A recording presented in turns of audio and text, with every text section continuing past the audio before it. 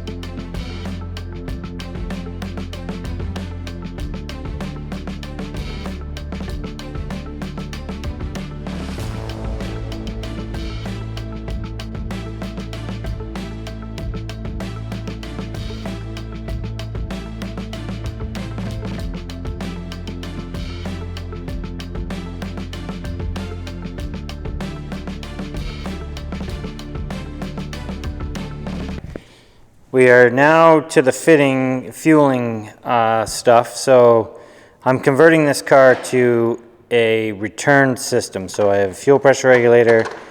Obviously, as you can see, a few $100s in fittings. I do have an ethanol sensor as well that I'm going to put in the return line. So we are, for those that have been following along, maybe I mentioned in this video, I don't know, so many videos of this car over a long period of time. We're running port injection as well, so it still has the direct port injectors, and I added a fuel rail into the IE intake manifold to add 4 port injectors also. So with that, because this thing is going on Syvecs, I decided to just ditch basically the way the OEM fuel system works and switch to a return system. So we got to put the regulator in, get all the fittings, match up with the OE lines. I ran a new -6 line to the front. We also got the intake done. I still got to weld it up completely, but I put a 4-inch V-band down in here, so it'll look super clean when it's all done, and it's still easily removable if you got to take the battery out and stuff. It's just kind of sitting here now. We still got to do a bracket and stuff, but we're on to the fueling. We got most of the stuff done under the car. After this is done, I think the car is going to be going on the ground for the final time, which is crazy to think. So let's build some lines. All right, so we got most of the fueling stuff done. We still got to deal with the fuel pump. The regulator, none of this is tight, obviously. Oops, I wasn't filming properly. The regulator is going to sit up here like this. I got to build a bracket to hold this so that it's not just floating on its own from the, so that the weight of the regulator isn't loosening up these fittings. The other line's going to go down here to the high pressure fuel pump. So I'm going to build a bracket that goes down to this studded plug that I already made. We're going to have a bracket down to this, so that keeps that sturdy. And we have to make a bracket for the intake, which you can kind of see here. It's just not welded onto that yet. So I'm going to plasma cut a piece out for this, and then we're going to weld this piece together, and that should take care of most of the engine bay, aside from doing the catch can and stuff like that. But all the fuel lines, ethanol content sensor, regulator, pressure gauge, all of that stuff is done. We'll just have to tackle the pump next. Okay, so I'm going to talk about the fuel pump and the fueling that we're doing in this car. I already showed you the fuel rail, the fuel pressure regulator, all that stuff. So we're getting into the low pressure fuel pump. This isn't going to apply to a lot of people because this is a very unique setup.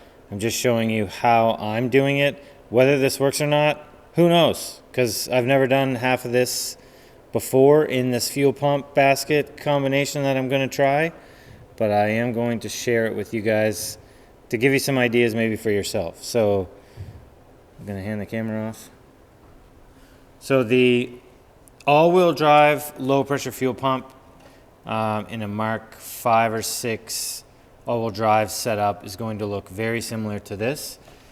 There's the drain that comes back in. There's the other side. And keep in mind, this is for all-wheel drive. So I will talk about all-wheel drive stuff versus front-wheel drive stuff. So this has the pump itself has an extra little spot on it for the Venturi that pulls fuel from the other side of the tank. Typically I would have used this, but the wires, maybe if you can zoom in a little bit on here, the wires are cracked all over this thing in a million spots for the sending unit, and they're kind of hardwired into the top hat of the pump. So I've decided to abandon this whole pump assembly altogether. And I have a lot of pump assemblies here. So I've opted to go with I believe this would have originally been out of a Mark 5 GTI. So the hat, ignore this piece for a second. Actually, the pump would have went inside of this black thing. This black thing sits down in there. It has a filter and part of the suction to make it like a little bit of a surge tank. The sending unit's kind of on the inside. And then it just has the one line from the pump. And then, again, I've already kind of modified this, but there would have been a big plastic piece like this on this top hat that would have been the drain back into the basket. What I've done is I've highly modified this. I've taken a Walbro 525. This would be like a Hellcat pump. And I've flipped this upside down. Again, I just had a lot of baskets and pumps around, and I just tried to figure out what worked best for this application. So as you can see, that holds the pump really well. And I'm going to put this in here.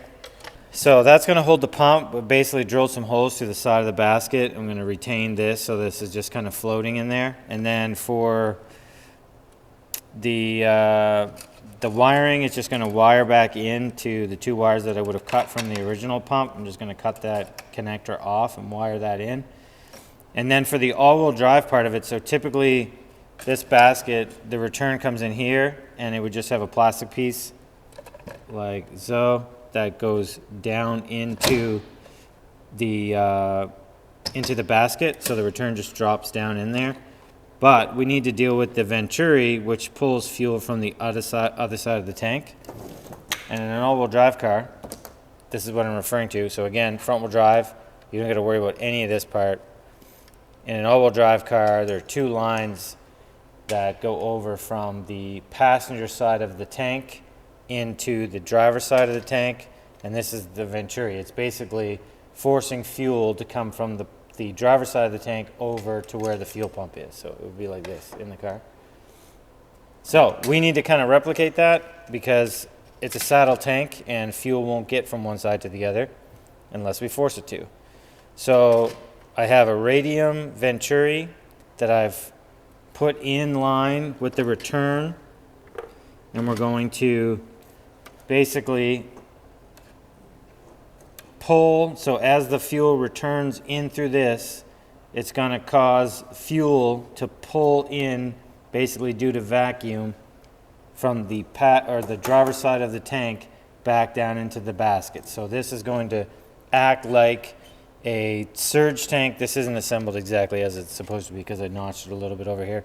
But it's going to act exactly like a surge tank because fuel can come in through the bottom, through this rubber hole here, and fuel is getting returned back in from the fuel rail and getting pulled from the driver's side part of the tank. So again, haven't done this, but everything kind of checks out that it should work.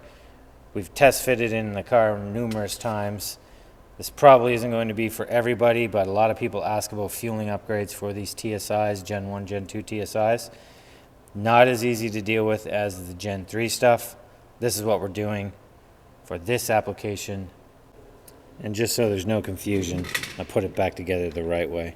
So I had to notch the basket out a little bit to fit this, so when this pushes down and goes back down into the tank and sits where it needs to be, that small venturi spot allows, the notch in the basket allows the venturi to go down all the way. So there you have it. Okay, I thought I would do one more little clip of this thing. This is hours and hours and hours of work, to be honest. So for those that want to get more fueling out of their Gen 1, Gen 2 TSI and it's all-wheel drive, you got your work cut out for you. So venturi, as mentioned, again, the only reason we're talking about this and the only reason I'm using this piece is because the 525 pump doesn't come with the extra, essentially, nipple on it for an all-wheel drive pump. So on this one, as you can see, there's the outlet of the pump, and then this piece is for the venturi. So because this pump doesn't have that, we need to make it work. So the return comes in, pours right down into the basket, and while it's doing so, it's dragging fuel from the other side of the tank into the basket. The pump all fits. We've installed it multiple times. I put this inspection camera across the tank to make sure that when it's all compressed, nothing's hitting. I had to bend some stuff. Oops, it's not in focus. Had to try to get in focus. Had to bend some stuff out of the way. All the lines are cleared. Everything's zip tied up out of the way. So return goes back into the basket, which means there's always fuel in the basket. It also has a feed underneath there. So I've tested this also, and I mean, it's designed like this from factory, but I put this in a bucket of water, or a bucket with no water, and it started filling the water. Started filling the bucket with water, and it basically fills this basket exactly the same through that. So there's multiple sources to feed fuel into the basket. The pump is good for, should get us 600 plus wheel horsepower. I know guys have made higher than that on these pumps. So we should have plenty of fuel for what we're shooting for in this thing. And it's now time to get it in the car. So we had to put this on here first. We'll slip that in the tank, get everything down in there, get to it. All right, I don't know where I left off with this thing, but we got the fuel pump in and everything wired up for the fuel pump, low pressure fuel pump. We got all the fueling done, as you would have seen. Working on the catch can lines now, just missing one fitting. These had to be redone because the old catch can PCV system went back to the intake and stuff. We've changed that up a little bit. And now it's time to put some fluids in it. I think the goal is to get the vehicle running on the stock ECU first, and then we'll put the Syvecs in and start plugging away with that. But I'd like to hear the thing running. It's been a very long time, and it'd be good to just hear it come alive with all the changes that we've done. The transmission's been rebuilt, everything. Because it's running the stock, or not the stock, because it's running the injectors that were in it with this turbo kit, the only thing that it's going to be upset about is not having a MAF, but if needed I can plug that in. But it should run fine, at least to get it up and running and get some heat into it. We have the harness mostly done for the port injection. We do have to do one more harness back to the ECU for that, wire in the boost solenoid, couple little things like that for the wiring. I'm not using two, we just got one in there. Couple other little things to kind of figure out beforehand, but we're to the point at least we can put some power to it and get some fluids in it and maybe fire it up.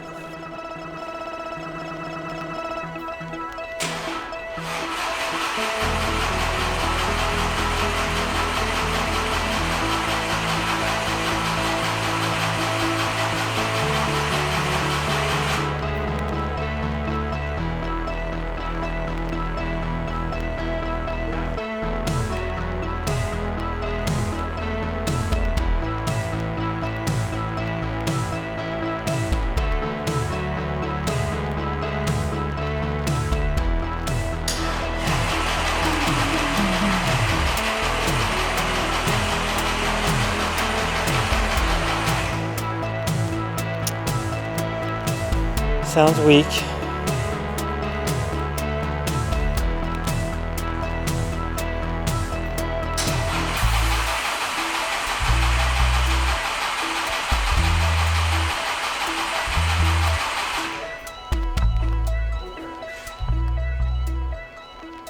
All right, after finding a bunch more problems, we're gonna try again.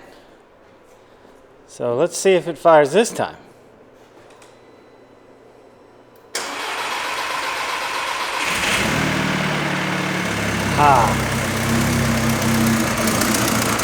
Not happy, but it's alive. Okay, you can shut her down. Try it again. I plugged the MAF in this time. See if it makes it a little happier. Give her a go. There we go. So just proof of concept. Everything is working. We'll check for leaks, all that stuff. It'll figure itself out. Remember the fuel pressure and all that's different now than what it would be factory. I have it all different. So stock ECU is not 100% happy on what I got going on here, but we're gonna fix all that. But it's alive. Okay, so I just wanted to, in the middle of this video, I guess, really just show you guys the ECU that we're running on this car. As mentioned, it's Syvecs. I want to show you guys a little bit of the software, talk about why we went with this ECU, and just show you what you're getting into when you're starting to get into standalone tuning, especially on direct injected engines. So I have SCAL open. This is the main software used to configure and calibrate the ECU. So I'm just opening up a base file here. So now that it's loaded up, you can see all these different tabs, or not tabs, I should say, all these different folders essentially. It looks a little bit weird. Even as I was opening it, you can tell that it looks a little bit odd how the file structure and stuff shows up on here. But every one of these, as I double click on them, you can see there is more and more tables and options in amongst every one of these. So I mean there's 20 or so there, and every one of these has their own list. And if we go down further to, let's say, flex fuel knock, where's sensors at? There's sensors somewhere in this list. Again, this is all fairly new to me. But to find sensors, look, there's, you know, a million of these in here, and every one of these has their own calibration and input. So as you get into standalone tuning, it gets very, very in depth. And this specific software, obviously I'm not used to it at all because I haven't tuned anything on Syvecs yet. But there is a lot to go through with it and a lot to figure out. And it's not, you know, exactly intuitive compared to, you know, something like Haltech or even Fuel Tech, any of that stuff. It is the software itself. I know lots of guys use this in R8s and Lambos, all those big twin turbo Lambos and R8s. A lot of those cars are using Syvecs. It's on a lot of popular big horsepower vehicles, but the layout of it is a lot different than what I'm typically used to. And if we get into even just the way the maps look, everything is quite a bit different. Obviously, it's going to take some learning to figure all this stuff out and, you know, get this thing tuned for sure. But a couple of things that I wanted to mention with it is, let's look at ignition. So all the tables, as you can see, but the one thing that's a lot different with this piece of software is this is only the SCAL software that's used to basically calibrate the car, so adjust the fueling, tuning, sensors, all that sort of stuff.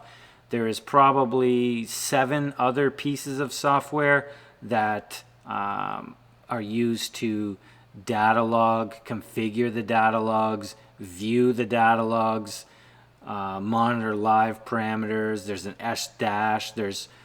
So this just isn't the only piece of software used to calibrate this vehicle. You need to use, like I said, 6 to 7 other pieces of software in order to make it all function and, you know, do a run on the dyno, data log it, view it, come back into this software, calibrate it. I just wanted to touch base on it, show you guys a little bit about it. The reason we're actually using this ECU, some of you guys may know, some of you may not. There are very, very few ECUs on the market today that can edit that a little bit, Clayton. There are very few ECUs on the market today that can control direct injection or direct injectors. So to do that sort of calibration and control those injectors, there's Syvecs, there's Motec, ECU Master just released it just recently for their EMU Pro. I think maybe Link or one of the others. There's very, very limited options for controlling direct injection. So that's why we went with Syvecs. When we originally booked this car in to do all the work on this, this was one of the very few options available to be able to tune and add multiport injection and stuff like that to a Gen 1, Gen 2 TSI, or you could do this on an FSI as well. All the guys in the Mark 7 platform have it a lot easier because they have multiport injection available through the stock ECU. On these vehicles, it was not available. So to switch it to standalone, there are very, very few options to be able to do so. So that's why we're running Syvecs on this. I just wanted to show you a little bit of the software. As you can see, pit lane, speed limits. There's endless things you can do with it, anti-lag, much like every other standalone. But I wanted to just talk about it a bit, talk about why we're using it, poke around, show you a few things as it relates to what's going on with this ECU. All right, give it a shot. Trying. Ooh, it fired for a second. That's promising. Okay. Keep struggling with battery. Yep, I get you. All right, I'm ready.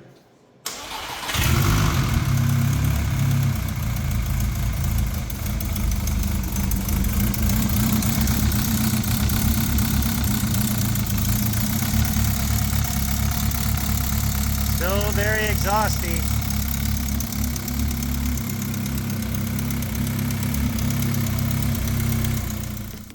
Okay, as you can see, we still have a bit of an exhaust leak. You can actually hear it as well. So we're having a hard time finding the leak that's in there now. We have smoke tested it a bunch more.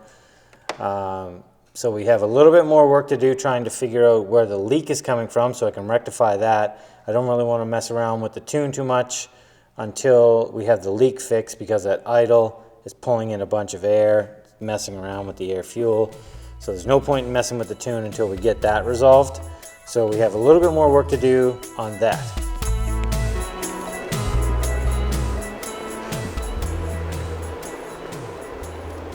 We couldn't find the leak.